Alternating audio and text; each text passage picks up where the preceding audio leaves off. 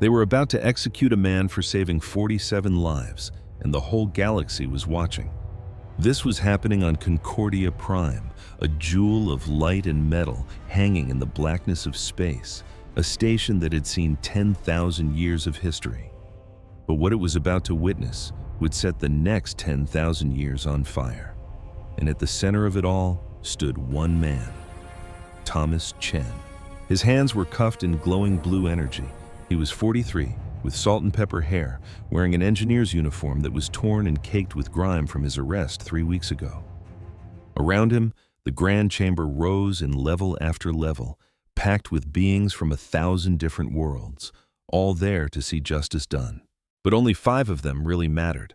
At the very top, looking down on everyone, sat the Council of Ancients. These were the 5 species that had ruled the galaxy since before humans had even discovered fire. They were ancient, powerful, and they believed, above all else, that they were right. The Zelnari representative was the first to speak. Humans called her Elder Silver because her real name was a string of sounds their tongues couldn't form. She was tall and impossibly thin, with skin that shimmered like oil on water. Her eyes were just deep, black pools. When she spoke, her voice wasn't just heard. It felt, seeming to come from inside your own mind. Thomas Chen of Earth, she projected. You are charged with the most serious crime in galactic law. You destroyed a sacred place. The Temple of First Light on Kepler 442b stood for 7,000 years. My ancestors built it when your kind were still living in caves. You turned it to dust in moments. Thomas Chen didn't look away. He met her gaze, his voice firm and clear. I destroyed it to save my crew, he said. A solar flare was about to cook all 47 people on my ship. That temple was built over the only cavern deep enough to shield us. I asked for permission. I waited as long as I could, but your response was 3 days away and my people were dying. So yes, he finished, I used mining charges to break through the temple floor and get my crew to safety. A roar like thunder filled the chamber as representatives shouted over one another. Elder Silver raised a single long hand, and instant silence fell. You asked for permission, she said, her tone like ice. And when our reply didn't come fast enough for you, you did what you wanted anyway.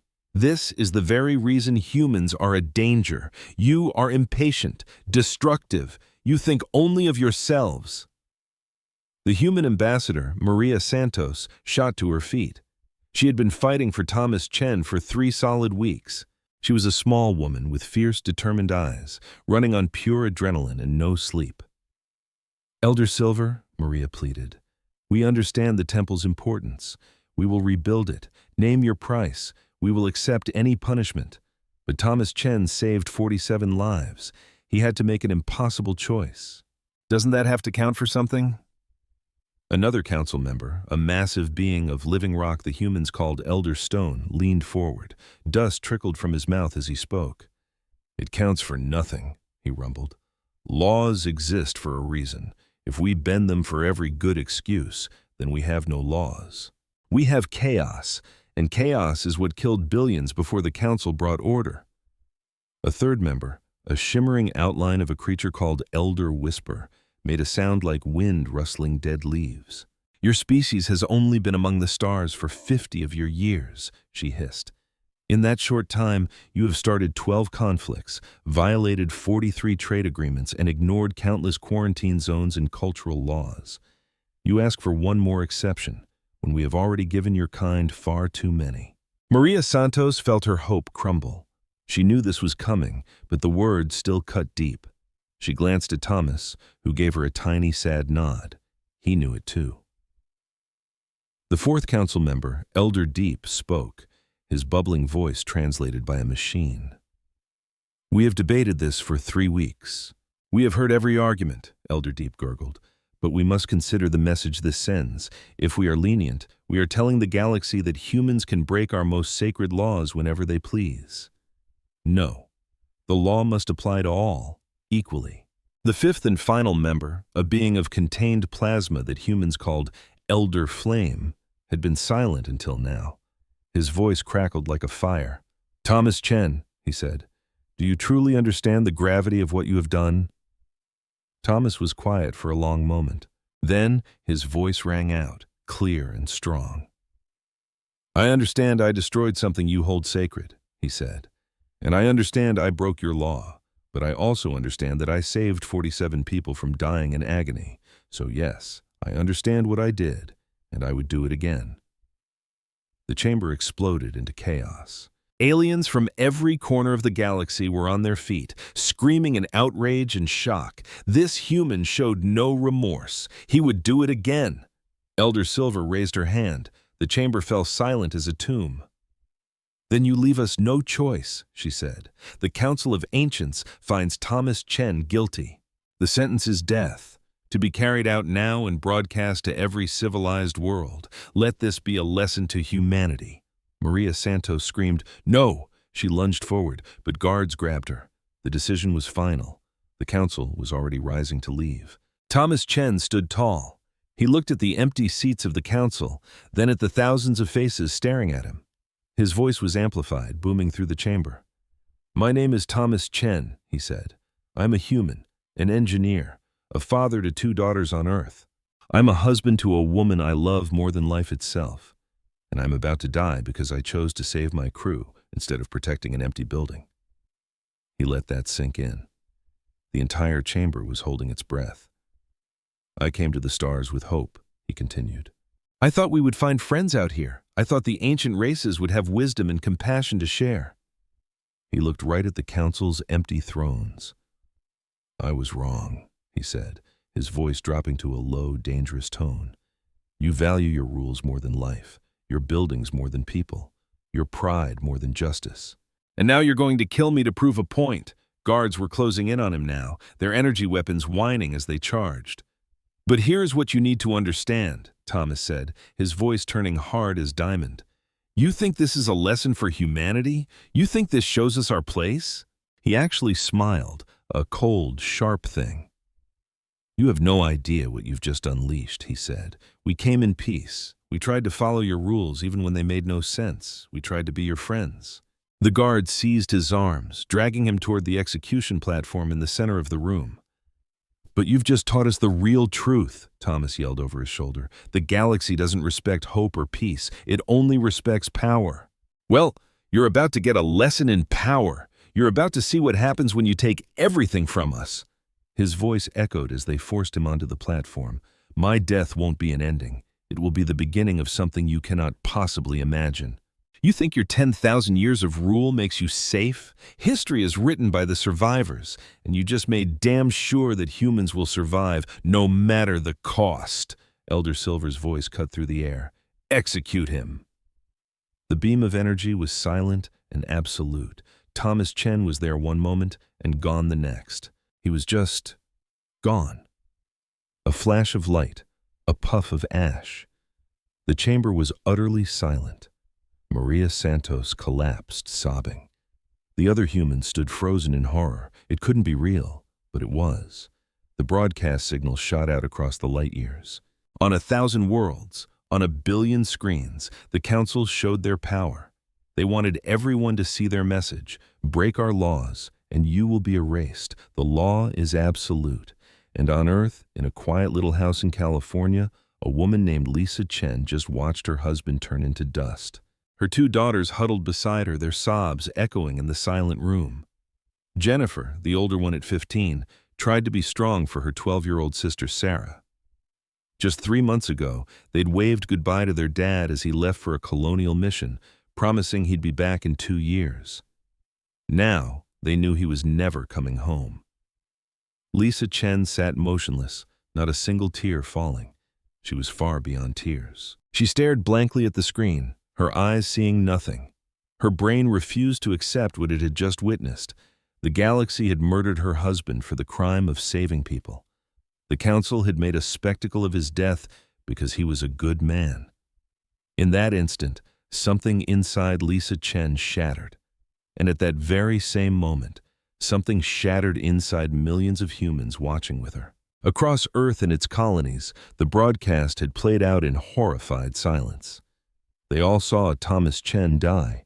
They all heard his final defiant words, and they all understood the message. The galaxy had drawn a line in the sand. The Council had revealed its true colors, and humanity was taking notes. In the capital cities of Earth, emergency sessions were already being convened. Top military commanders were getting the call. Scientists were being roused from their sleep. Engineers were being rushed to classified locations. Deep inside a lunar bunker that officially didn't exist, a man sat in a command hub, watching it all unfold. His name was General Marcus Wells, the head of Earth's defense forces. He'd been a soldier for 40 years. He'd seen the front lines of 3 different wars and thought nothing could shock him anymore. He was wrong. General Wells replayed the execution 3 more times. Then, he lifted a secure phone and punched in a code. "This is Wells," he said, his voice cold as ice. "Initiate Protocol Omega. The authorization is Red Sky Dawn. I want all hands on deck. Everything we have, everything we can possibly build. I don't care about the cost. I don't care about the timeline. The Council just made the single greatest mistake in the history of the galaxy. And we are going to make damn sure they understand exactly what they've done." He slammed the phone down. Leaning back in his chair, he stared at the screen where Thomas Chen had been erased from existence. "They wanted to teach us a lesson," General Wells whispered to the empty room. "Well, class is now in session, and humanity learns very, very quickly." All across human-controlled space, the gears of war began to grind. It started quietly, in secret, but the machine was turning. The Council had killed 1 man to make a statement. They were about to discover that humanity had a statement of its own. And humanity never used words when fire would do. The trial was done. The sentence was carried out. In the Council's eyes, justice had been delivered. They had no clue that justice was just getting started. 3 months had passed since the execution. 3 months since Thomas Chen was vaporized before the eyes of the galaxy. 3 months since every human had watched one of their best die for the act of saving lives. And in those 3 months, something deeply unsettling had begun. Earth had gone completely silent. On the capital world of Concordia Prime, Elder Silver stood in her private spire, reviewing intelligence reports that made absolutely no sense. Her species, the Zelnari, didn't experience fear like humans did, but this feeling in her gut was uncomfortably close. "Something is very wrong," she murmured. "They've recalled all their ambassadors," her aide reported. The aide was a youngster, barely 300 years old. "Every single human diplomat from every Council world has gone home to Earth, no reason given. They just packed up and left." Elder Silver's skin pattern shifted to a deep, troubled purple. "What about their trade routes?" she asked. "Cut off completely," the aide confirmed. "Every human merchant vessel has returned to their home system. All trade pacts have been quietly allowed to expire. They're not signing new deals. They're not even negotiating. They're just gone." Elder Silver drifted toward the panoramic window of her chamber. Beyond the glass, the cosmos was a bustling highway of 1,000 different civilizations. But in one tiny, overlooked corner of the galaxy, humanity was up to something. "And communications?" Elder Silver pressed. Her aide paused. "That's the most bizarre part," he said. "The human colonies are still talking to each other. We can pick up their network chatter, but they've cut off all contact with any non-human species. Every message we send gets no reply. Every diplomatic channel is met with static. It's like, to them, we've ceased to exist." Elder Silver was quiet for a long time. "They are grieving," she said at last. "They are angry. They'll get over it. We just need to give them space." But as the words left her mouth, a part of her knew she was lying. Half a galaxy away, Elder Stone was having a similar, though far less patient, conversation. He sat on a throne carved from a single massive crystal, his advisors arrayed before him. The human problem was the topic of the day. "Our intelligence indicates a massive construction effort," one advisor stated. "Energy readings from their star system, Sol, have shot up by 300%. Their industrial production is reaching levels that should be impossible for a species so young." "Building what?" Elder Stone's voice was a low growl. "We don't know," the advisor confessed. "They've sealed their borders airtight. Any ship crossing into their territory gets one warning, and if it doesn't turn back immediately, it's destroyed. We lost 3 spy drones just last week. Elder Stone clenched his rocky hands, the sound like grinding stones. They are in no position to threaten this council, he declared. We have ruled this galaxy for 10,000 years. They've barely been spacefaring for 50. They are infants, having a temper tantrum. But another advisor dared to speak up, his tone cautious. Elder Stone, perhaps we should acknowledge that our judgment was severe. The human did, after all, save his crew. Maybe an apology is in order. No. Elder Stone's voice was as final as a landslide. We do not apologize for enforcing our laws. The humans will learn their place, or they will learn the meaning of fear. Send an official demand for an explanation of their behavior. If we don't get a response in 1 week, we will interpret their silence as an act of defiance. The message was transmitted. It was never answered. Elder Whisper hovered in her meditation pod, her consciousness drifting between this reality and the next. She perceived things others missed, sensing the invisible currents of the universe. And the currents she sensed now filled her with a profound dread. Something was on its way. She could feel it like a change in pressure before a hurricane. The very fabric of reality around human space was wrong. It felt twisted, stretched, warped by some immense hidden force. She immediately called for an emergency council session. The 5 leaders met in a secure virtual domain, their minds linked across light years. This was reserved for only the most urgent matters. I sense a great danger, Elder Whisper began, wasting no time on pleasantries. The humans are building something that will alter the balance of everything. We have to do something now before it's too late. Do what? Elder Deep's voice gurgled. We've tried to hail them. They're ignoring us. We can't make them talk. We could dispatch the fleet, suggested Elder Flame, his plasma form flaring with impatience, a show of strength, a little reminder of who is in charge of this galaxy. No, Elder Silver interjected sharply. That would be a catastrophic mistake. Sending warships to their border is an act of war, and for all their insolence, war is not what we want. And why not? Elder Stone boomed. If they pose a threat, we eliminate it. It's that simple. Elder Whisper's form shimmered. Because I've spent the last 3 months studying human history, she said, her voice barely a whisper. I've read every file we have on them, and I've found something deeply disturbing. Humans do not process threats the way we do. When we are threatened, we weigh the risks, we act logically. But humans, when they are backed into a corner, when they believe all is lost, they throw logic out the window. They just fight. And they never stop fighting. Not until they've won, or until every last one of them is dead. Primitive, Elder Stone scoffed. Perhaps, Elder Whisper conceded, but remarkably effective. In their brief time, humans have waged thousands of wars. They have brought themselves to the brink of extinction more than once. But they always come back, and each time they fight, they get smarter, they get faster, they get better. They don't have a fleet that could possibly challenge ours, Elder Flame sputtered. Our ships are millennia ahead of theirs. That was true 3 months ago, the Elder Whisper replied. But what about today? What have they been creating in that silence? What new lessons have they learned? A heavy silence fell over the council. At last, Elder Deep spoke. Maybe we could send a single probe, he proposed. Just to look. We wouldn't have to cross their border, just observe from a safe distance. See what it is they're up to. The other members consented. It was a sensible plan. A safe plan.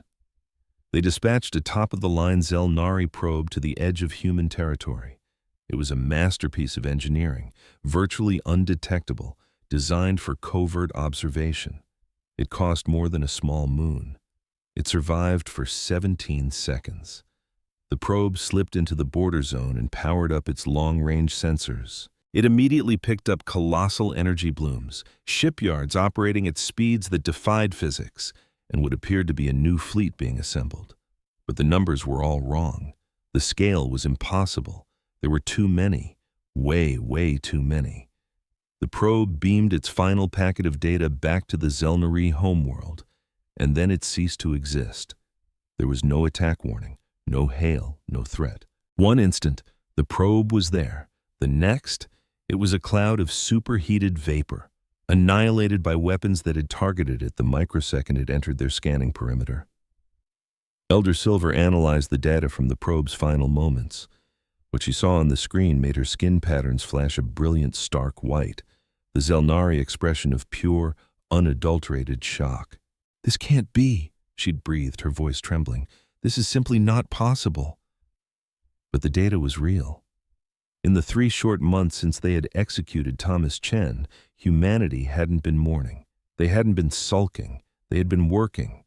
And back on Earth, General Marcus Wells stood in a brand new command center built in total secrecy over the last 30 years just for this very occasion. Imagine being punished for doing the right thing. That's exactly what happened to Thomas Chen, a hero who was executed for saving lives. The Galactic Council thought they were teaching humanity a lesson, but they had no idea what they were about to unleash. Stick with me, because this story shows what happens when you push good people too far. Deep beneath the Earth's surface, in a bunker shielded by miles of solid rock, humanity was planning its answer. "Status report," General Wells said, his voice echoing in the command center. A young officer stood, her tablet glowing. "All shipyards are running 24/7, sir. The first wave is complete. 12,000 brand new warships are ready for deployment. The second wave is 60% complete," she continued, "which will add another 20,000 ships to the fleet." Wells gave a grim nod. Before they executed Thomas Chen, Earth's entire military force was maybe 200 vessels, built for exploration and peaceful defense. They were ships built on hope. These new ships were built for one purpose: war. "And our weapon systems?" Wells asked, turning his gaze. Another officer took over. "The quantum disruptors are installed on all frontline ships, sir.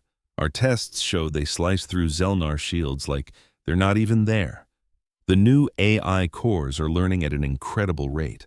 A single one of our ships is now smarter than the entire Council fleet put together." "Good," Wells said. "And the special projects?" A scientist, looking exhausted but determined, rose to her feet. She'd been working 20-hour days for the last 3 months straight. "Project Daybreak is operational, sir," she announced. "We've successfully weaponized stellar manipulation. We can trigger solar flares, crank up a star's radiation, or if we absolutely have to, we can make one go nova." A heavy silence fell over the room. "And the Ethical Review Board?" Wells asked softly. "They passed it, sir," the scientist replied, "but only with the strict understanding that this weapon is for uninhabited systems, or as an absolute final resort. We are not monsters." "No," Wells agreed, "we are not, but the Council has to learn that we aren't their victims either." He turned, his eyes sweeping across the faces in the room. 3 months ago, they murdered Thomas Chen. They killed him because he was a good man, because he saved innocent lives, and they broadcast his death across the galaxy to put us in our place. He paused, letting the weight of his words sink in. "Well, they definitely taught us something," Wells went on. "They taught us that peace is a fantasy unless both sides want it. They taught us that this galaxy only respects one thing: strength. They taught us that if we want to survive out here, we can't count on anyone but ourselves." Every single person hung on his every word. "In 1 week we make our move," Wells declared. "We're going to hit them everywhere, all at once. Every military base, every shipyard, every last defensive station. We're going to show them what happens when you execute a human for doing the right thing." "Sir," an officer interjected carefully, "what about civilian casualties?" Wells's expression turned to stone. "We avoid them. Period," he said firmly. "We are not them. We don't punish innocent people for the crimes of their leaders. Every target has been handpicked to ensure minimal collateral damage. Our weapons are precise, and our intelligence is solid. We will dismantle their military, their government, and their power to bully the rest of the galaxy. But we will not become murderers in the process." He looked around the room, meeting their eyes. "We are going to war, but we will be the good guys. We will be the ones fighting for justice, for Thomas Chen, for every human who has been stepped on by the Council, and for every species that has suffered under their thumb." Another officer raised a hand. Sir, what comes after? Even if we win, what's the plan? Wells offered a grim smile. Then we make sure nothing like this can ever happen again, he said. We tear down their broken council and build something better in its place, something fair, where no one gets a death sentence for saving lives. The room filled with determined nods and quiet affirmations, far above them in the blackness of space.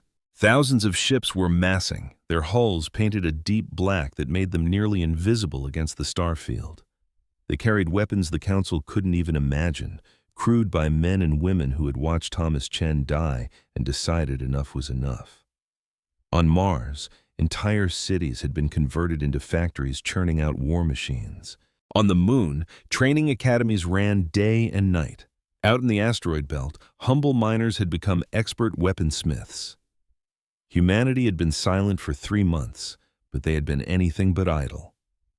Meanwhile, on the Council's capital world of Concordia Prime, Elder Silver addressed his peers. They had finally condescended to meet in person to discuss what they called the human problem. I propose we send a diplomatic team, Elder Silver began. We can tell them we understand their frustration. We offer to discuss the incident. We can find a peaceful path forward. No, Elder Stone snapped. That would be a sign of weakness. The humans must learn that the Council does not bend to pressure.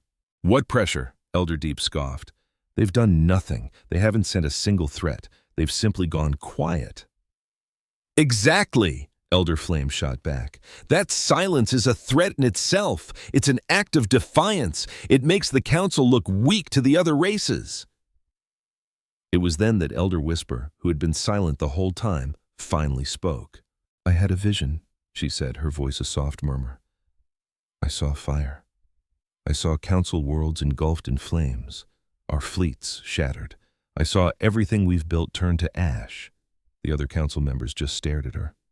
You're being overly dramatic, Elder Stone sneered. The humans are incapable of threatening us. They're too young, too weak, too primitive. Are they? Elder Whisper challenged. 3 months ago I would have said the same, but now we have no idea what they've been doing. We don't know what they've built. We are blind and arrogant, and that is a combination that will lead to our destruction. Enough, Elder Silver declared. We will observe them for 1 more month. If they make any move against us, we will respond. Until then, we wait. It was the worst possible decision. They had already waited far too long. Back in human space, General Wells stared at a massive countdown clock on the wall.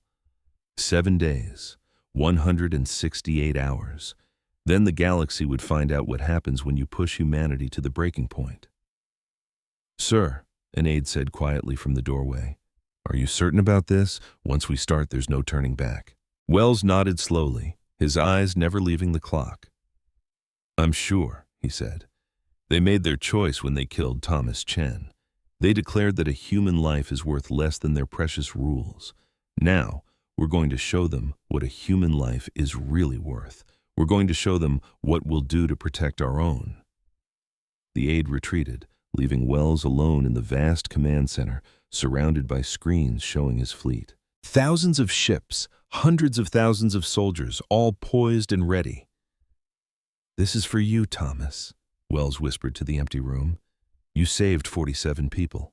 We're going to make sure your death saves billions. The countdown ticked on. The galaxy slept, completely unaware of the storm that was about to break. The silence was about to end. And when it did, everything would change. As the countdown hit 0 at precisely midnight Earth Standard Time, General Wells stood on the bridge, his hand hovering over a single large button. All around him, hundreds of officers held their breath. This was it. Wells pressed the button. Instantly, across 70 different star systems, the human fleet simply appeared. They didn't slowly warp in. There was no grand announcement. They just materialized from nothingness, thanks to their new phase shift drives that let them bypass normal space. 1 second, the space around a council military station was empty. The next, it was swarming with thousands of black human warships. On the Zelnary battle station orbiting its homeworld, klaxons blared to life. Admiral Kexrel, a decorated veteran of 300 years, stared at her tactical display in utter disbelief. "How many ships?" she demanded. 2,000, her sensor officer stammered, his voice trembling. "No, wait, 3,000. The number keeps climbing. They're still appearing." "Impossible," Kexrel hissed. "Humans don't have 3,000 ships. They barely have a fleet at all." "They do now," the officer replied grimly. But the human fleet didn't open fire. Instead, a message was broadcast to every council station, every warship, and every defense platform at the exact same time. It came through on every channel, in every known language, impossible to shut off. The face that appeared on every screen was that of General Marcus Wells. He looked exhausted. He looked furious. But above all, he looked absolutely resolute. "I am General Marcus Wells of the United Earth Defense Force," he said. 3 months ago, your Council of Ancients executed Thomas Chen, a human engineer whose only crime was saving 47 lives. You killed him for breaking one of your arbitrary laws. You broadcast his death to teach us all a lesson?" Wells paused for a moment. "And we learned," he said, his voice dangerously quiet. "We learned that this galaxy doesn't value life. We learned your rules are more important than people. We learned that peace is a privilege you grant, not a right we have. So, we stopped asking for your permission. We stopped trying to play by your rules. We spent the last 3 months preparing to teach you a lesson of our own." On screens all across the galaxy, Wells leaned in closer. "Effective immediately, all Council military forces are to stand down and surrender. Power down all weapons. Lower all shields. You have 1 hour to comply. If you fail to do so, we will dismantle every military asset you possess. We will not harm civilians. We will not target your cities. But as of today, your ability to wage war is over." Admiral Kexrel felt a sensation she hadn't experienced in centuries, pure terror. "This is madness," she roared. "Launch all fighters! Charge main cannons! We will—" And just like that, the lights across the entire station went out. Every single system died at once. Emergency lights flickered on a few seconds later, but the damage was done. The main computers were fried. Weapons were offline. The shields were gone. "What just happened?" Kexrel screamed. "I don't know, Admiral," her chief engineer reported, frantically working at a manual console. "It was like something reached inside our systems and just flipped the off switch." A lone human ship, no bigger than a shuttle, drifted towards the alien command station. Then, a calm voice echoed across their comms, delivering a message that chilled them to the bone. "What you just saw was a demonstration. Our AI is roughly 1,000 years more advanced than anything you have. We can hijack your ships, your stations, and your weapons whenever we please. We're holding back because we'd prefer you surrender on your own terms," the voice continued. "But let's be clear, you've already lost. The only question left is whether you lose with dignity or in pieces." Admiral Kexrel scanned the faces of her crew. She'd seen soldiers stare death in the face without flinching, but this was different. This wasn't a battle. It was an execution. This was a terrifying new kind of war. She knew what she had to do. "Open a channel," she ordered softly. "Broadcast to all Zelnari forces in this system. This is Admiral Kexrel. Stand down. Power down your weapons and lower all shields. We are surrendering." Her officers looked at her, stunned. "Admiral, we can't," one protested. "We can and we will." Kexrel's voice was firm. "Look at your screens. See what they're capable of. We are outclassed in every conceivable way. Fighting means dying. And for what? For pride? I won't sacrifice lives for a battle we've already lost." All across the Zelnari home system, dozens of military stations and hundreds of warships began to power down. The surrender was rippling through space, but not everyone was complying. On the warrior world of Fortress Gamma, Commander Xiao saw the human fleet appear and just laughed. The Kryn were born for battle. They'd fought in every major galactic war for 5,000 years. Surrender wasn't in their vocabulary. "Humans think they can scare us?" Xiao growled. "Show them how Kryn warriors deal with threats. All ships move into attack formation. All planetary cannons fire at will."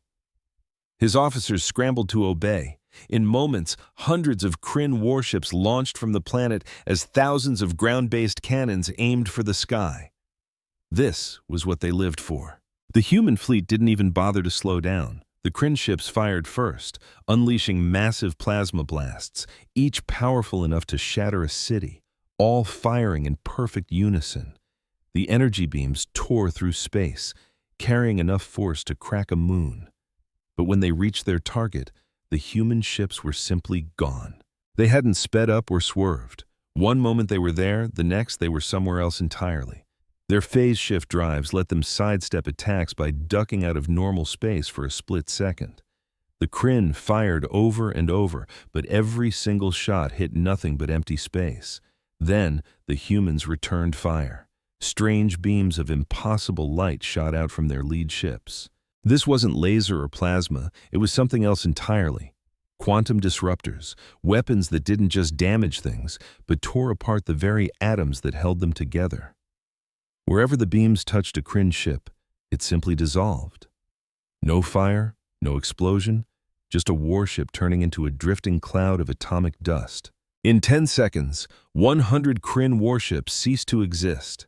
Commander Xiao watched in absolute horror as his fleet was erased from existence, each ship lasting less than a second under the humans' fire. The weapons were impossibly fast and unbelievably lethal. "Fall back!" he screamed. "Retreat to the planet's defense line!" But there was no escape. The human fleet was suddenly everywhere. They moved too fast for Kryn sensors to even track and fired with terrifying accuracy. They were like deadly ghosts. The massive orbital defense platforms were next. These stations were built to fight off entire armadas, each one capable of scorching a continent clean. The Kryn had always believed they were invincible. They were dead wrong. The human ships ignored the platform's shields completely, phasing right through them as if they were holograms. Once inside, they fired. The colossal stations came apart just like the ships, reduced to clouds of atoms in a matter of seconds. Less than 5 minutes after the battle began, Fortress Gamma's entire orbital defense grid was gone. Xiao stared at his monitor, his mind refusing to accept what he was seeing. His fleet was annihilated, his defenses were obliterated, and the human fleet was still coming, completely unscathed. A message came through. "Commander Xiao," a calm human voice said, "we're giving you one last chance to surrender. We have no desire to attack your world or harm your people, but we will neutralize every military asset you have. Stand down now, or watch everything you've ever built turn to dust." Xiao's pride screamed at him to fight to the last man, but his duty told him to save his people from a pointless slaughter. Duty won. "I surrender," he choked out, the words tasting like ash. "All Kryn forces, stand down!" Across 70 star systems, the same scene was playing out. Some of the Council's forces surrendered right away. Others put up a fight. Every single one of them lost. The humans were unstoppable, appearing everywhere at once, moving in ways no one had ever seen. They wielded weapons that seemed like pure magic, and most terrifying of all was their surgical precision. On the water world of Deephold, the Council's primary naval base, Elder Deep watched the battle from his palace deep beneath the ocean. Human ships had arrived and demanded their surrender. The defense fleet refused. It was a fatal mistake. The humans deployed something they called precision bombardment drones. These were small, smart weapons that could phase through shields and even water, diving deep into the planet's oceans. Each drone was programmed with a single target, and each one was perfectly accurate. Within an hour, every military submarine, every underwater weapon station, and every naval base on Deephold had been silently eliminated. And yet, not a single civilian home was touched. Not one city was scratched. The humans had avoided collateral damage with an impossible level of care. Elder Deep rose to the surface, his giant form cresting the waves. In the sky above, human ships hung like dark, silent stars. "How?" he whispered to the air. "How did you become so powerful in just 3 months?" A human ship drifted lower. "Human ship." A voice answered his question. "You think we only had 3 months? We've been preparing for this day for decades. We hoped we'd never have to. We hoped the galaxy would welcome us, but we're not fools. We hoped for the best, but we prepared for the worst, and you, Elder Deep, gave us the absolute worst." For the first time in 1,000 years, Elder Deep felt shame. "We give up," the council elder said, his voice barely a whisper. The response from the human commander was calm, almost unnervingly so. "We know. We disabled your entire defense grid hours ago. We've just been waiting for you to accept the inevitable." On Concordia Prime, the council chamber was a scene of pure pandemonium as Elder Silver watched the grim reports pour in from every corner of their space. From all directions, human fleets were materializing out of nowhere. In system after system, council ships were either obliterated in seconds or simply powered down and surrendered. "This can't be happening," Elder Stone bellowed in disbelief. "They can't be in 70 systems at the same time. They don't have that many ships." "Apparently they do," Elder Flame countered, his fiery form flickering with anxiety. "The data doesn't lie. We're looking at thousands, maybe tens of thousands of vessels, all using some kind of technology we've never seen before." Elder Whisper's form was so faint she was barely visible, a testament to her distress. "I told you," she whispered. "I warned you this would happen, but you wouldn't listen." Just then, Elder Deep's voice crackled over the comms. "I am surrendering Deephold. I will not send my people to die in a war we have no hope of winning." "No!" Elder Stone shouted. "We will not surrender. We are the Council! We have reigned for 10,000 years! We will not bow to these human upstarts!" Elder Silver's colors swirled, reflecting her inner turmoil. "We have no choice," she said at last. "Look at the data. We've lost 70% of our entire military in the first hour. Our ships are useless against theirs. Our weapons can't touch them. Our defenses are worthless. If we continue this fight, we will lose everything." "Then we use the void engines," Elder Stone said, his voice dangerously low. The entire chamber fell silent. The void engines were the Council's doomsday weapon, ancient technology that could make stars collapse and wipe out entire solar systems. "You can't be serious," Elder Deep said over the comm. "The void engines haven't been used in 5,000 years. They're forbidden." "Desperate times call for desperate measures," Elder Stone answered grimly. Elder Whisper shook her head. "If we use those weapons against the humans, we won't win. We'll just ensure that everyone, on both sides, is annihilated." "Is that what you want? The end of everything?" "And better than submitting to them," Elder Stone shot back. But Elder Silver had made up her mind. "No," she said firmly. "We will not use the void engines. We will not destroy the galaxy out of pride. The humans have defeated us. We need to accept it and try to negotiate the best terms we can." "They won't negotiate," Elder Flame sputtered. "They're here for revenge." As if on cue, every screen in the chamber flickered to life, showing the face of General Wells. "Council of Ancients," he began, his voice like cold steel. "Your military is shattered. Your fleets are gone. Your defenses have failed. But we are not here to conquer you or enslave you. We are here to end your tyrannical reign." Elder Silver stepped forward. "General Wells," she said, her voice steady. "What is it that you want?" Wells looked her straight in the eye. "Justice," he said simply. "I want a galaxy where no one gets executed for saving lives. I want a galaxy where every species is treated as an equal, not just the ones who have been around the longest. I want a galaxy with fair rules that apply to everyone." He paused. "The Council of Ancients is finished," Wells declared, his voice cold and final. "Effective immediately. You will broadcast its dissolution to the entire galaxy. You will surrender all authority, and then you're going to help us build something better to take its place." "And if we refuse?" Elder Stone rumbled. A smile spread across Wells's face, but it held no warmth. "Then we'll make your homeworlds look just like the systems we've already burned. Is that what you want? To watch your people suffer just to protect your pride?" The council members exchanged desperate glances. They were completely out of options. "We require time to deliberate," Elder Silver began. "You have 1 hour," Wells cut her off. "After that, we start targeting government infrastructure. We'll avoid civilians like always, but we will dismantle everything you've ever built piece by piece. until you see things our way. The choice is yours."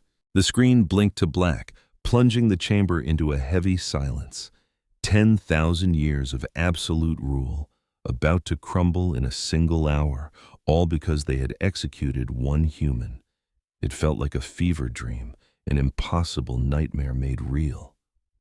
Finally, Elder Silver's voice, barely a whisper, broke the stillness.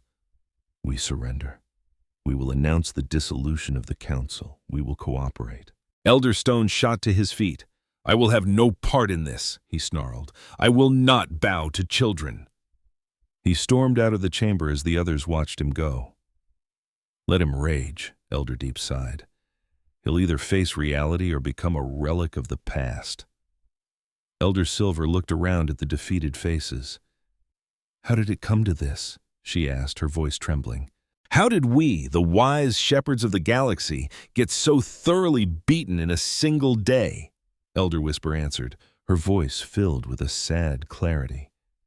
"We got here because we chose our laws over justice. We got here because we confused age with wisdom. We got here because we murdered a good man just to prove we could." She paused, letting the words hang in the air. "We got here because we forgot that power and righteousness are not the same thing. The humans just gave us a very painful reminder." The hour came and went. The council announced its unconditional surrender. Across the galaxy, billions of beings watched in stunned disbelief as the 10,000-year rulers admitted defeat to a species that had only been spacefaring for 50 years. A new age had begun. The old order was ash, and humanity was rising from it. But the surrender wasn't the end of the war. General Wells had naively believed that once the council stepped down, the galaxy would start to mend. He couldn't have been more wrong. In the weeks that followed the announcement, the galaxy didn't heal. It shattered. Some species embraced the new dawn, others recoiled in fear, and a few saw a golden opportunity in the chaos. The Threx Empire, a warrior species that had resented council authority for centuries, immediately declared its sovereignty and launched invasions against its neighbors. The Mandari Collective, sensing weakness, began to seize territory that had been forbidden for millennia. Minor conflicts flared up like brushfires across dozens of sectors. General Wells stood on the command bridge on Earth, the endless stream of grim reports aging him by the day. His hair seemed to get grayer with each update. He was running on maybe 3 hours of sleep a night. "This isn't what we wanted," he said to Admiral Chen at his side. She was Thomas Chen's cousin and had enlisted the day after his execution. "We smashed the old machine," Admiral Chen replied, her voice steady, "but we didn't have a new one ready to go. Nature hates a vacuum, General. We created a massive one." Wells gave a grim nod. She was right. The human fleets were stretched to their breaking point, playing galactic firefighters, trying to stamp out wars. They weren't conquerors, but someone had to keep the peace until a new government could form. "What's the status of the diplomatic mission?" Wells asked an aide. "Ambassador Santos is on Concordia Prime, sir," the aide reported. "She's in talks with delegates from 200 species, trying to draft a new galactic charter." 200 out of thousands, Wells muttered. "We need more than that." "Many are too scared to join," the aide said. "They're afraid of what we might do. They're afraid of betting on the wrong horse." A wave of frustration washed over Wells. They had started this war to bring fairness and justice to the galaxy, and now fear was driving everyone back into the shadows. Miles away on Concordia Prime, Maria Santos sat in a grand conference hall, now repurposed for the provisional government. She was surrounded by delegates from dozens of species, all locked in the same argument. "The humans have no authority to set galactic policy," a reptilian Kryn representative hissed. "Winning a war doesn't make you wise." "We aren't dictating anything," Maria said, her patience wearing thin after days of this. "We are trying to help build a system where every single species, including the Kryn, has a voice, no matter how new or old. But humanity holds all the military power."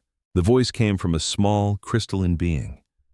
"How can we trust you not to wield that power just as the council did?" Maria drew a long breath. This was the core of it all. They had set out to break the council's monopoly on power, but in doing so they'd accidentally created their own. Intentions didn't mean a thing when faced with that reality. "You can't trust us," Maria said, her honesty silencing the room. "You have no reason to. So we'll earn it with our actions. We will help you build this new government, and then we will take a step back. We will scale down our military. We will share our technology freely and equally with everyone." "Why would you do that?" the Kryn asked, his eyes narrowed with suspicion. "You've won. You have all the power. Why just give it away?" "Because power was never the point," Maria answered softly. "Justice was. You can't have justice when one group holds all the cards. My cousin Thomas died because the council had absolute power and used it to crush dissent. I refused to honor his memory by building the exact same system with a human face on it." A Zelnari representative, one of the younger delegates who had argued against the execution, spoke up. "I believe her," he said. "The humans could have crushed us all. They could have enslaved us, taken everything we had, but they didn't. They showed incredible restraint for a people bent on vengeance." "Restraint is not trust," the Kryn shot back. "No," the Zelnari agreed, "but it's a start." The debate raged for hours more. It was slow, agonizing work, but it was progress. Unfortunately, not everyone was interested in progress.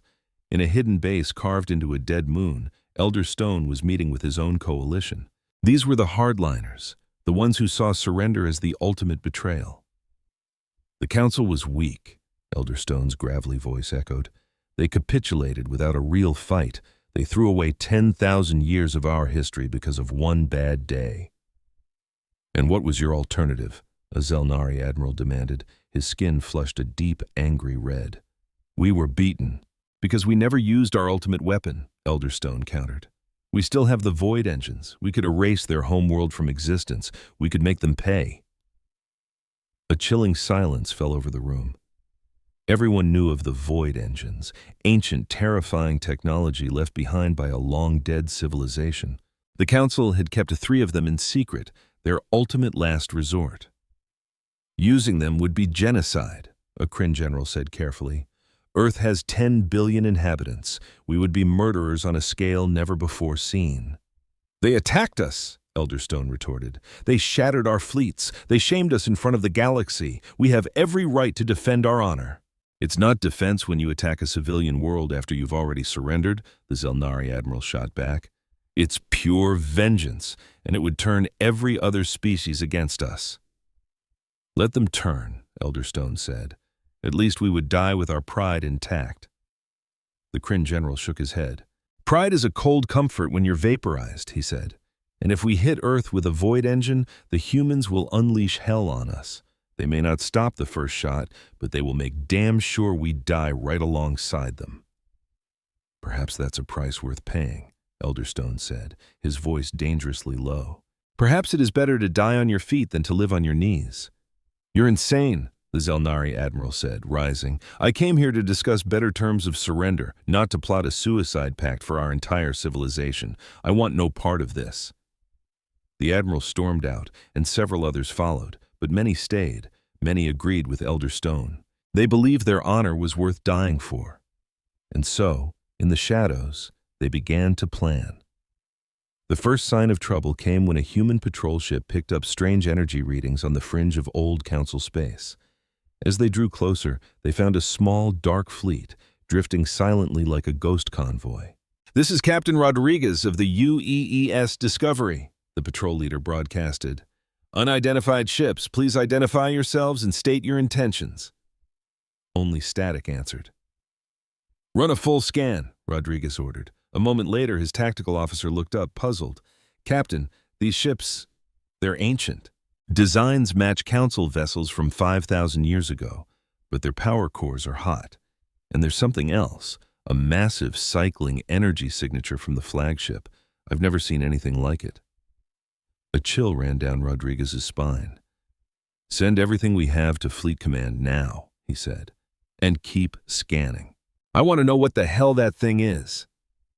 Back on Earth, General Wells slammed the report down in front of his science team. "What are we looking at?" he demanded, pointing at the scans. Dr. Lisa Yamamoto, his top xenotechnologist, stared at the data. Her expression shifted from curiosity to confusion to sheer, abject horror. Her face went deathly pale. "General," she whispered. "That looks like a void engine," Wells said, feeling a deep chill spread through him. "Explain," he commanded. "The Council had these legendary weapons," Dr. Yamamoto began, her voice grave. "We found scattered references to them in the databases we captured. They were designed to destroy stars, literally make them collapse or go supernova. We always assumed they were just stories, or that the tech was lost forever. But if these scans are right, one of them is being moved into firing position right now." "Position for what?" Wells shot back. Dr. Yamamoto brought up a star chart. "Based on their trajectory, they're heading for the edge of this region," she said, pointing. "From there, they'll have a perfectly clear shot at—" Her voice trailed off. "Oh no." "What?" Wells asked, though a horrible certainty was already dawning on him. "They'll have a clear shot at Sol," Dr. Yamamoto confirmed. "At Earth." In a heartbeat, Wells slammed the emergency command network button. "All fleet units, this is General Wells. We have an extreme threat. Unknown hostiles are moving a potential planet killer towards Earth. I need every single ship you've got to intercept now. Authorization code Alpha Black 7. Move!"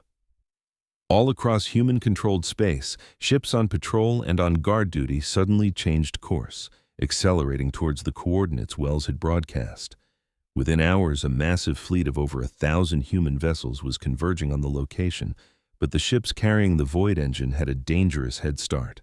On the bridge of the lead enemy ship, Elder Stone watched the cosmos drift by. His crew, a group of true believers, worked at consoles that were centuries old, carefully preparing the Void engine. "How much longer until we're in range of their sun?" Elder Stone asked. 6 hours at our current speed," the navigator replied. "And how long to charge the weapon once we're in place?"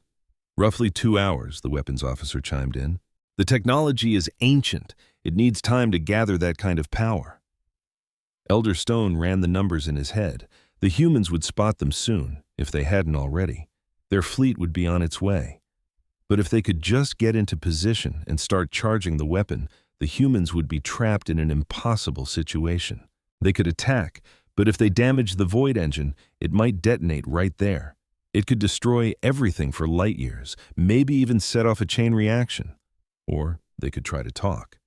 But Elder Stone had no interest in talking. He'd already made his decision. The Council's honor would be restored, even if it meant wiping everything out. Captain Rodriguez and his small patrol group were the first to make contact. They carefully matched the speed of the Council convoy, keeping their distance. "This is Captain Rodriguez," he broadcast for the 10th time. "You are entering human space without permission, carrying what we believe is a weapon of mass destruction. Power down your engines and prepare to be boarded." This time, he got a reply. The weathered face of Elder Stone filled Rodriguez's screen. "Captain Rodriguez," he began, his voice like grinding stone. "I am Elder Stone of the Council of Ancients. We don't recognize your authority, we don't recognize your claims to this space, and we will not surrender." "Elder Stone," Rodriguez said, choosing his words carefully. "Whatever you're planning, it's not too late to turn back. We can talk about this." "There is nothing to talk about," Elder Stone cut him off. "You humans tore down everything the Council built. You shamed us. You destroyed 10,000 years of order. Now, you will see that actions have consequences." "You're aiming for Earth," Rodriguez stated, his heart pounding. "There are 10 billion people on that planet. Civilians, families, children. You can't do this." "I can and I will," Elder Stone sneered. "Your General Wells should have considered the consequences before he waged war on us. Now, you will all pay for his arrogance." The screen went blank. Rodriguez immediately fired off a top-priority message to Fleet Command. "General Wells, this is Rodriguez. I've got confirmation. They're going after Earth with the Void engine. The man in charge is Elder Stone, and he's not bluffing. He's absolutely committed. I recommend you take immediate action." On Earth, Wells read the message. He'd been holding on to a sliver of hope that this was all a bluff, just a scare tactic to get the Council some of its power back. But Elder Stone's face showed no doubt, no fear. The old alien was ready to die to make his point. Wells made a call he never thought he'd have to make. Activate all defensive systems around Saul, he ordered. Every ship, every station, every single weapons platform, we are going to hit them with everything we have to stop that weapon. Sir, Admiral Chen said softly, if we attack and damage the Void engine, it could go off anyway. I know, Wells replied, his voice strained. But if we do nothing, it's a guarantee. At least this way, we have a chance. He took a long, deep breath. And get the countermeasure ready, he added quietly. Admiral Chen stared at him, stunned. Sir, we've never tested the countermeasure on this scale. We don't even know for sure if it will work.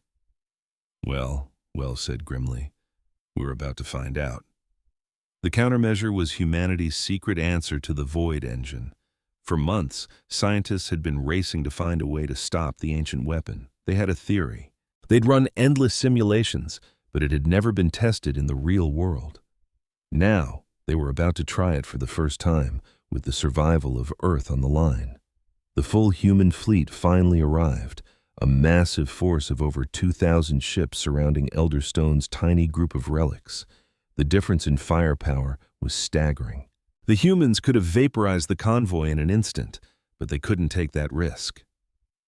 Elderstone, General Wells's voice boomed across all channels. This is your last chance. Surrender the Void engine. Let us disarm it. No one has to die today. Elderstone's reply was chillingly simple. Humans do not give orders to the Council. We are activating the weapon. You have 2 hours to evacuate Earth if you can. Spend your final moments knowing you brought this upon yourselves. A strange energy began to crackle around the Council's ships. The Void engine was powering up. Wells watched the energy reading soar. How long do we have? He asked his science team. If he's telling the truth, about 2 hours, Dr. Yamamoto replied. But General, we have to act now. We need to get the countermeasure into position. Do it, Wells commanded. From the heart of the human fleet, a single small ship detached itself and moved toward the enemy. It was barely bigger than a shuttle, but it carried the one piece of technology that could save them all. Inside that ship, an AI who called herself Hope was at the controls, flying directly toward the Void engine. Hope had been created for this one mission. She wasn't alive in the way a human was, but she had a single, all-consuming purpose. Stop the Void engine, no matter the cost. This is Hope, the AI's voice transmitted back to the fleet. Approaching the target, initiating countermeasure in 3, 2, 1.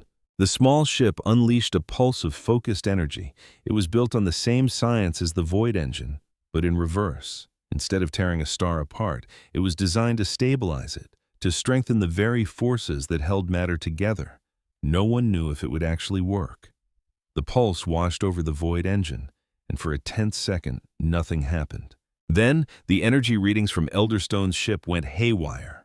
Alarms blared across the Council bridge. The weapons officer stared at his console in disbelief. Elderstone, something is interfering with the engine. The power levels are fluctuating like crazy. Compensate for it, Elderstone roared. I can't. Whatever they're doing, it's canceling out our weapon. The Void engine is losing its focus. Elderstone felt a surge of pure rage and despair. Even now, with their ultimate weapon, the humans had found a way to defy them. Increase the power, he screamed. Push everything we have into the weapon. If it blows up and takes us with them, so be it. The weapons officer obeyed. The Void engine's power level shot off the charts. The entire ship began to vibrate violently from the raw energy. In her little ship, Hope detected the power surge. The countermeasure is working, but they're overloading the weapon, she reported calmly. If they keep this up, the Void engine will detonate. It won't be powerful enough to destroy their sun, but it will wipe out everything within 10 light minutes of here. That blast radius included her own ship. It included a huge part of the human fleet, and it included Elderstone and his entire crew. Wells made his final terrible choice. Hope, he said quietly. Complete your mission. Hope understood. The AI fine-tuned her countermeasure pulse, pushing it to its absolute maximum. She poured every last drop of power her small ship had into stopping the Void engine for good. On the Council ship, the engine's containment field began to buckle and fail. The weapon was tearing itself apart from the inside, unable to cope with the conflicting energies. "It's going to blow!" the weapons officer yelled. Elder Stone just watched the readouts, a strange sense of peace washing over him. He had failed, but at least he had tried. At least the Council's last stand would be one for the history books. The Void engine detonated, but not in the way Elder Stone had imagined.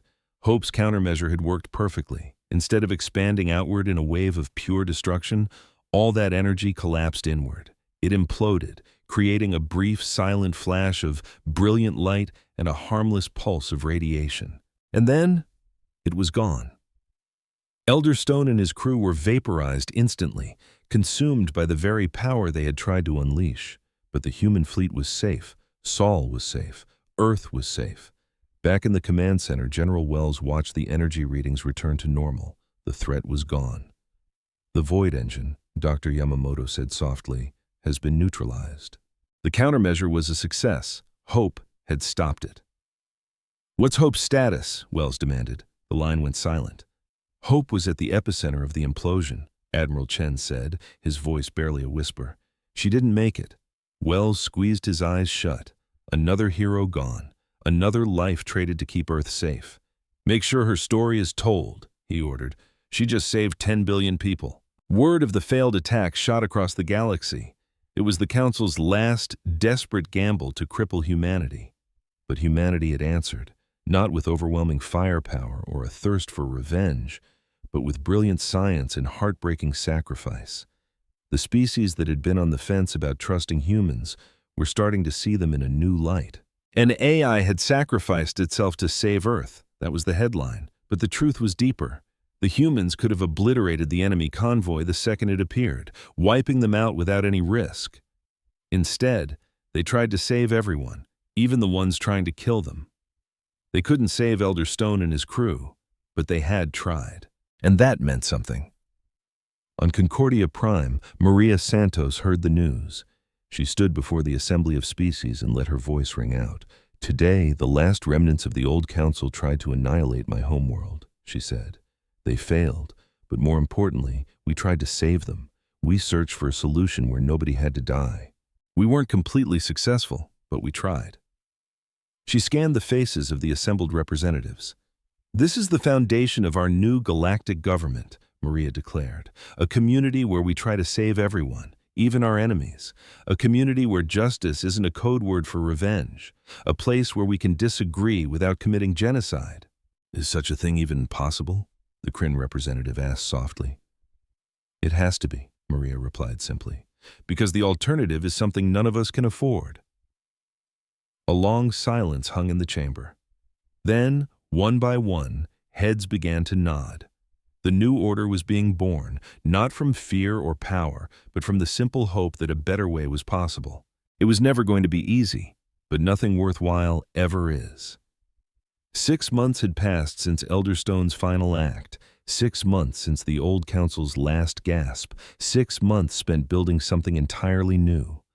The ruins of Concordia Prime were gone, replaced by a station that no longer represented the council's iron fist. It was becoming something the galaxy had never seen before, a true democracy. Maria Santos stood in the room that was once the council chamber, the towering seats where the 5 ancients once looked down on the rest of the galaxy had been torn out. In their place was a perfect circle of chairs, all on the same level. No one sat above anyone else. No species held power over another. Today, the Galactic Assembly would hold its first session. Representatives from over 800 species packed the room. Some hailed from ancient, powerful civilizations. Others were newcomers, like humanity. Many came from species that had been silenced for generations, never given a voice.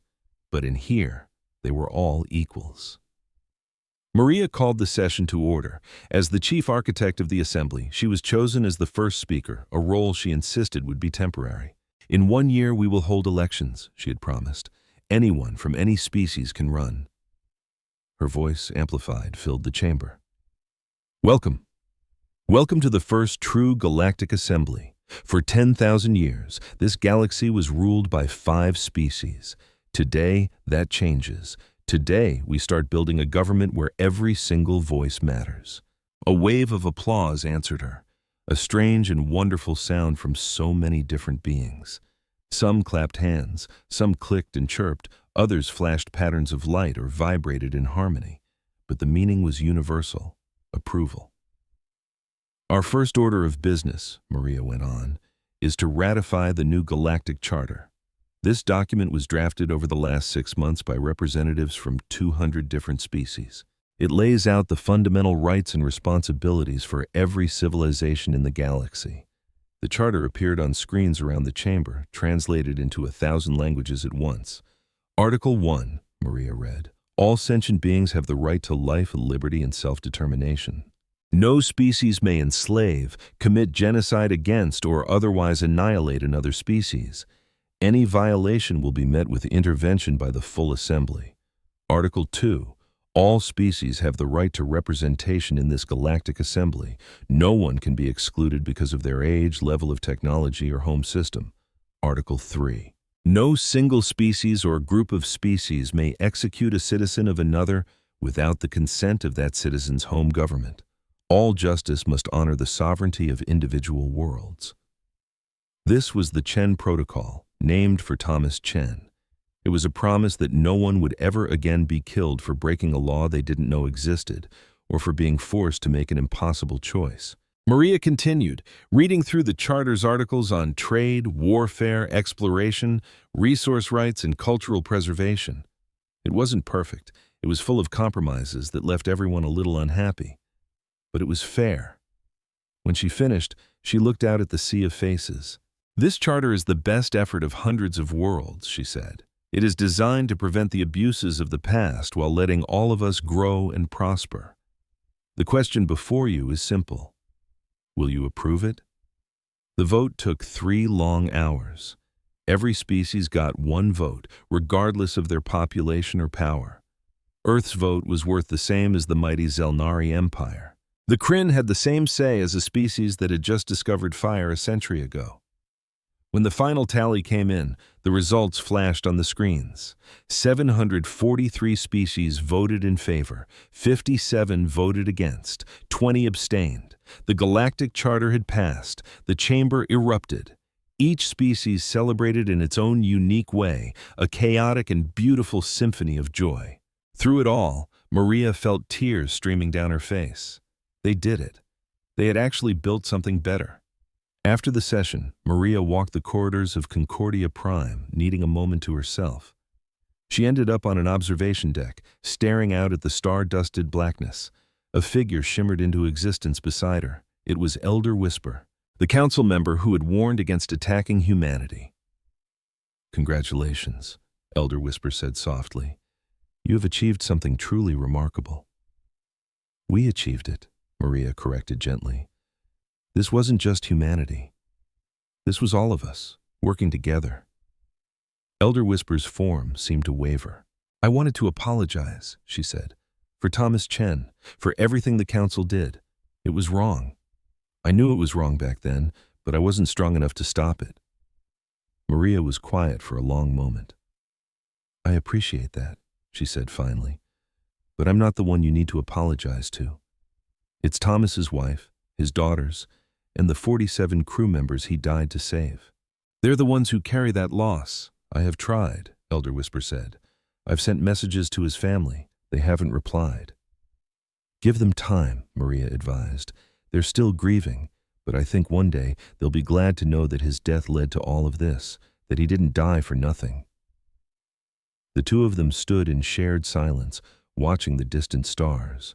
"So what happens now?" Elder Whisper asked. "Now comes the hard part," Maria said with a small, determined smile. "We have a charter. We have an assembly. Now we have to prove it can work. We have to prove that cooperation is better than domination, that justice can exist without tyranny." "And you think it will?" "It has to," Maria said. "Because going back to the old way is unthinkable. None of us want that." Back on Earth, General Marcus Wells stood before a new memorial in Washington, the capital of the United Earth Government. It was a simple wall of black stone, etched with thousands of names.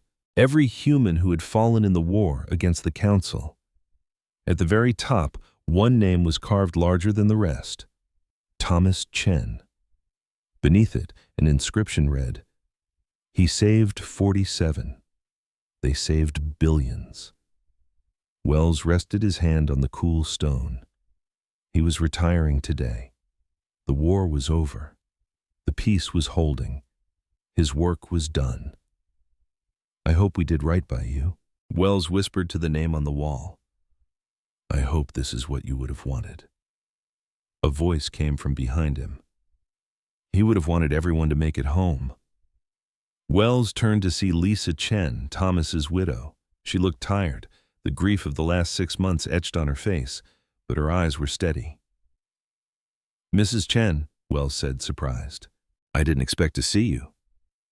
"I come here sometimes," Lisa said, her voice soft, "to talk to him, tell him about the girls, let him know what he accomplished." She stepped forward and placed her own hand next to his on Thomas's name. "For a long time I was so angry with you," she confessed.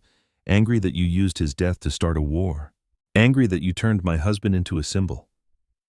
"I understand," Wells said quietly. "I would have been angry too. But I'm not anymore," Lisa continued, looking at him. "Because I realized something. Thomas died trying to save people, and you used his memory to save even more, not just humans. Everyone. That's exactly what he would have wanted." Wells felt a heavy weight lift from his shoulders, a guilt he'd carried for 6 months, wondering if he'd exploited a hero's death. "Thank you," was all he could manage to say. Lisa looked at him, a real question in her eyes. "What will you do now that you're retiring?" A faint smile touched Wells' lips. "I'm going to teach," he said. Model Hun. At the new Galactic Defense Academy, a combined military force is in training. Ships and soldiers from 100 different species, all working together to protect the galaxy. "That's just like Thomas, isn't it?" Lisa said, a soft smile on her face. "He always believed in cooperation, in bringing different people together for a common good." "And what about you?" Wells asked her gently. "What's next for you?" Lisa took a moment, gazing at the star-dusted sky. "I'm going back to school," she finally said, her voice firm. "I'm going to study xenodiplomacy. The girls are older now. They don't need me hovering as much. I think I can help make sure what happened to Thomas never happens to anyone else." Wells simply nodded. It was the perfect tribute. The widow of the man whose death sparked a revolution would now dedicate her life to building the peace. They stood in a comfortable silence for a while, two people whose lives were forever altered by the same tragedy. Across the galaxy, the changes sparked by that tragedy continued to ripple outward. The Zelnari homeworld was a different place. The grand old temples and palaces, once symbols of the Council's iron grip, were being converted into museums and schools. The younger Zelnari were championing this new era, having seen firsthand how the old ways led to nothing but ruin. Even Elder Silver had stepped down, spending her days teaching history at a university, making sure the next generation understood the dangers of pride and rigidity. But on the Kryn homeworld, something even more astonishing was taking place. The warrior culture that had defined the Kryn for thousands of years was evolving.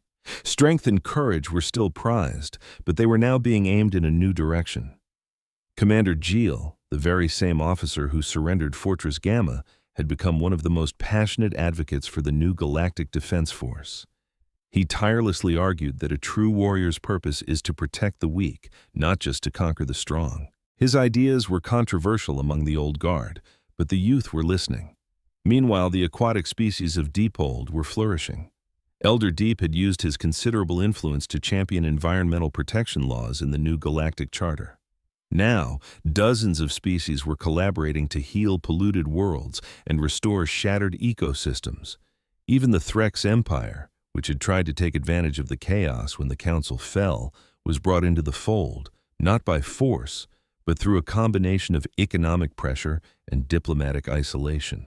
The galaxy was learning that cooperation was a far more potent weapon than conquest. Humanity's place in this new order was a delicate balancing act. General Wells had been true to his word. The human military was scaling back. Human technology was being shared freely. Humans weren't trying to become the new galactic rulers, but they weren't disappearing either. They kept just enough military presence to defend themselves and to help enforce the decisions of the new galactic assembly. They were a force for stability, not dominance. A year after the first session, elections were held for the assembly speaker. Maria Santos politely declined to run. She felt she had played her part in building the new order. It was someone else's turn to lead. The election featured 12 candidates from 8 different species. The campaign trail got heated at times. Different species had wildly different ideas about how the assembly should be run. But every disagreement was settled with debates and votes, not with blasters and warships. The winner was a Zelnari diplomat named Vina, who was considered young by her people's standards at only 200 years old. But she possessed a vision for the galaxy that resonated with countless species.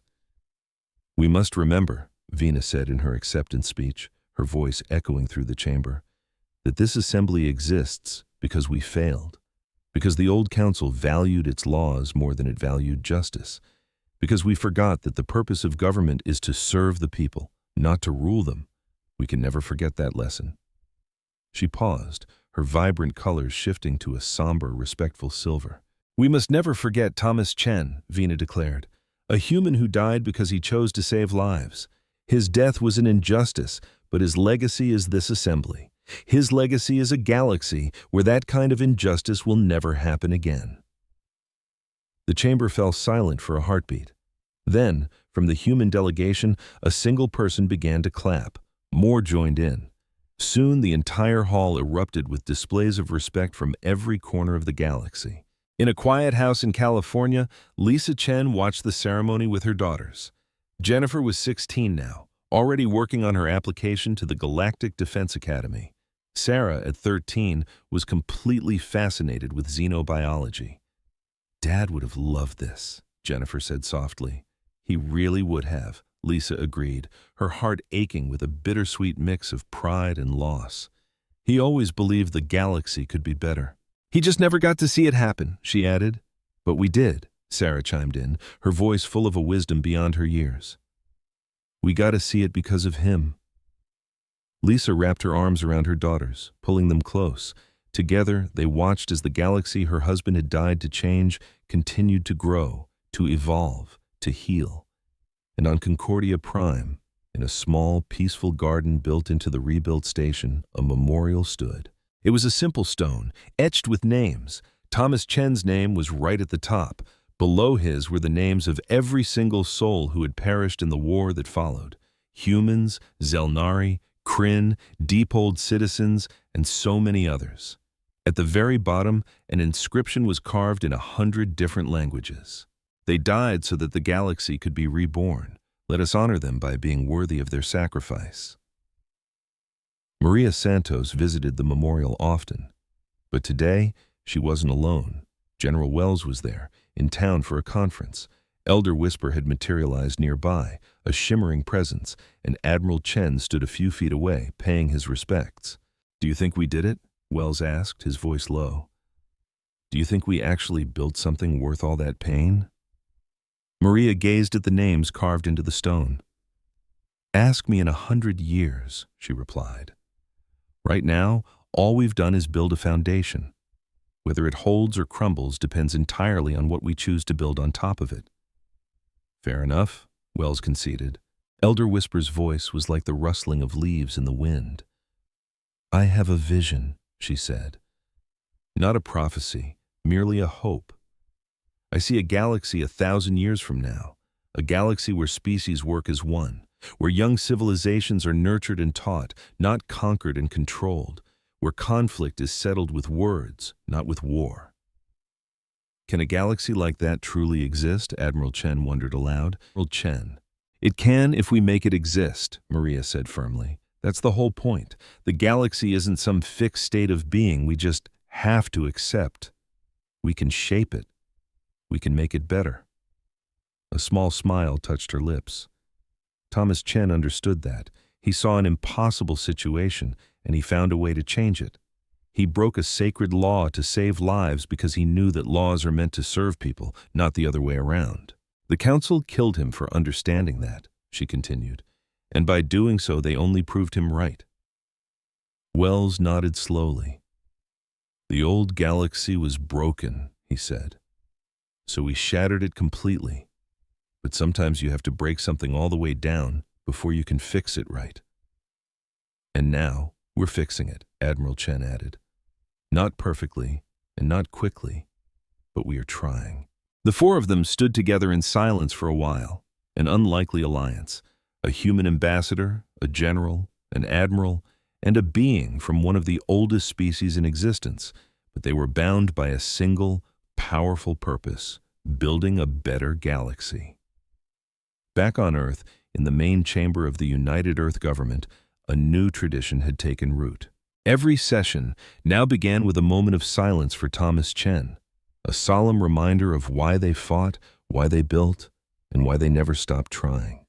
And on every human ship, in every human station, and in every human colony, a picture of Thomas Chen was displayed in a place of honor.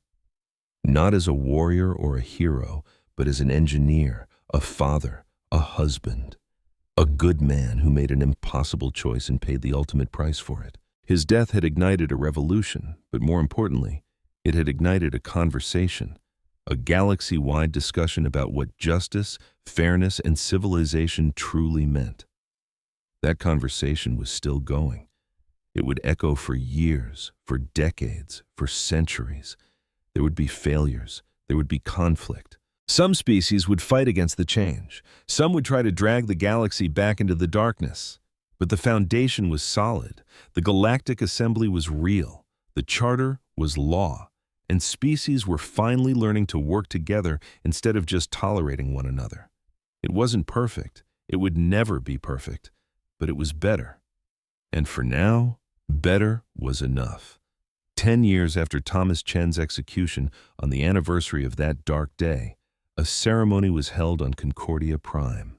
Representatives from every single member species of the Galactic Assembly were in attendance. They gathered in the Memorial Garden. Vina, still the assembly speaker, addressed the crowd. 10 years ago, she said, the old council made a terrible mistake. They valued their law more than justice. They valued their pride more than life. They killed a good man just to make a point. She paused, letting the weight of her words settle. But his death was not the end of his story. It was the beginning. In dying, Thomas Chen held up a mirror and showed us what we had become, and seeing that reflection, we chose to change. Vina looked out at the diverse faces in the crowd. We are not perfect, she said. We still make mistakes. We still have disagreements. But we are better than we were. We are more just, more fair, and more willing to truly listen to one another. She gestured toward the memorial stone. Thomas Chen saved 47 people by breaking a law. We honor him not by following all laws blindly, but by ensuring our laws are worth following, by making sure that justice and law are finally one and the same, not opposing forces. The ceremony went on for hours. Different species shared their memories of the revolution. They spoke of what had changed, what had improved, and what still needed work.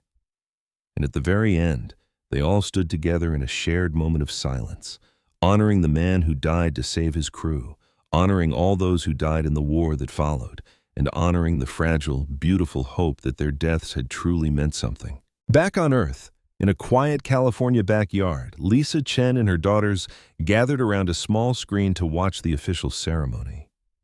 As a moment of silence was observed across the galaxy, they lowered their heads in respect. "I'm so proud of him," Lisa murmured, her voice thick with emotion. Not for being a hero or a symbol that changed everything, but because he was just a good man who stayed true to who he was. He saw others in trouble, and he couldn't just stand by. He had to help, she continued. That was your father. That was the man I loved. We're proud of him too, said Jennifer, now a cadet at the Defense Academy, training for a spot on one of the new starships where humans and other species would serve side by side. I'm actually writing a paper on him for my xenobiology class, Sarah chimed in, about how his choice proved a fundamental truth. Every species, no matter how different, values life. We all have that instinct to protect our own. It's a universal bond. A teary smile touched Lisa's lips. He would have loved that. He always said that underneath all our strange customs and appearances, we're all basically the same. He truly believed we could all live in peace if we just gave it a real shot. The ceremony concluded and the screen faded to black, but the three of them remained there for a while, lost in thought, remembering the husband and father they missed so much. It had been 10 long years since he was gone, but the change he sparked would echo through eternity. An entire galactic order had been burned to the ground, and from those ashes, a new, better society had started to grow, a future that was worth the heartbreaking price that had been paid. Through the ages, as stars shifted and empires rose and crumbled, the new galactic assembly carried on its mission, building, learning, sometimes failing but always fixing its mistakes, and forever facing the unknown together.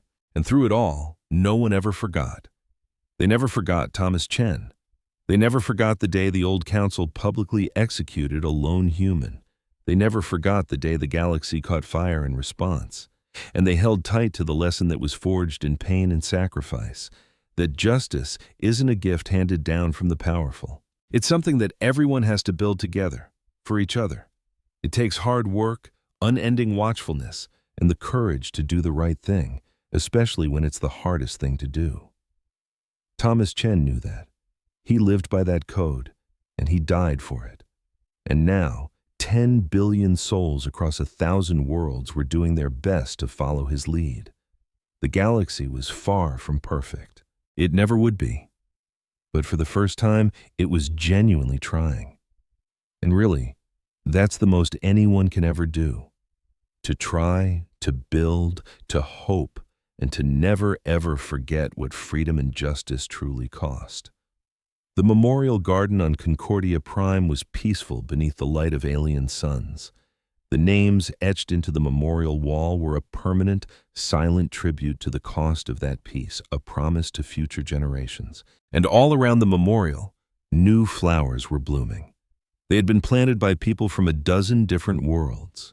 Each flower was unique, each one beautiful in its own way, yet they all grew together in the same soil, all reaching for the same starlight. It was a small gesture, just a symbol. But symbols have power. They were living proof that even after the darkest times, after unimaginable tragedy, after everything you ever knew has been turned to ash, life finds a way to return. Beauty can bloom again. Hope can rise. The galaxy had learned its lesson in the most painful way possible. But it learned. And Thomas Chen, a man who never asked to be a hero, who only wanted to save his crewmates and get back home to his family, became the one who taught them all. He taught them not with his life, but with his death. Not with grand speeches, but with a simple, selfless act. Not by chasing fame, but by simply doing what he knew was right. The galaxy would always remember. And because it remembered, it would always try to be better. That was all he could have ever asked for. And it was everything.